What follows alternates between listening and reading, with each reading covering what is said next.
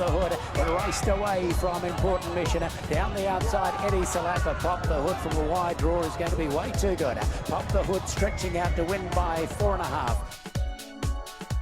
When we last saw sprinter Pop the Hood, he was cruising to a very impressive victory at Meydan, one that would have earned him a start at the Dubai World Cup Carnival. Now, 8 months later, his career is sadly over, and instead he has a brand new life here at the Ritz-Carlton Al Wadi Resort in Ras Al Khaimah.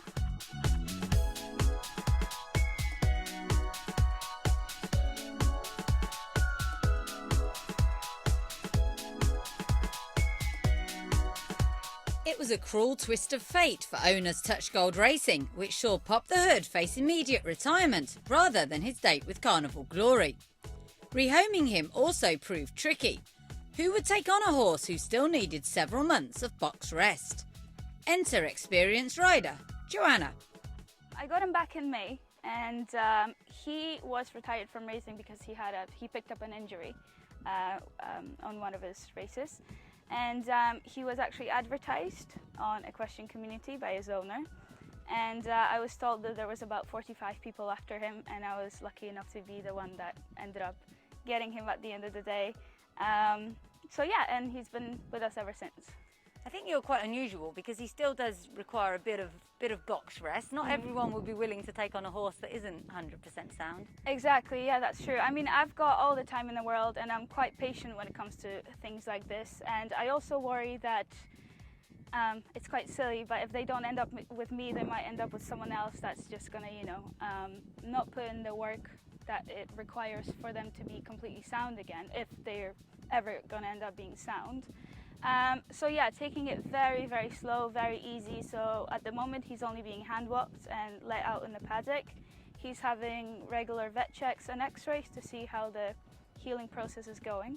There's no kind of expectations for him to do anything massive or big in the future. So we're just playing it by the ear, taking it step by step. At the moment he's showing some great dressage potential. So I don't think that he's going to be able to jump in the future. We'll see again. On my last conversation with the vet, I was told just to see how he goes and let his lameness kind of guide you into what he can and cannot do. And that's good enough for me, and I'm absolutely happy with that. Pop the Hood's new home is testament to the perseverance of his owners. And Touch Gold founder Mike Kay faced the challenge of finding him a placement during lockdown, when viewing of horses was impossible.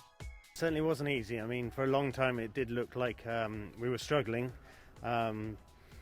Thankfully someone gave me the idea to advertise on the Facebook Emirates Equestrian group, and we actually got quite a large response. But it's great that he's found a home at the Ritz-Carlton Equestrian Centre.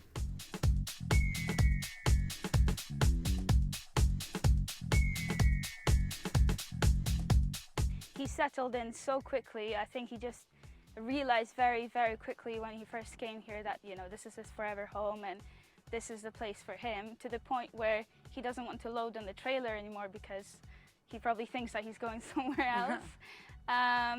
So yeah, in terms of his character, he's absolutely perfect, and he's very much loved by the grooms as well in the stable, and is one of the favorite horses, which is really great.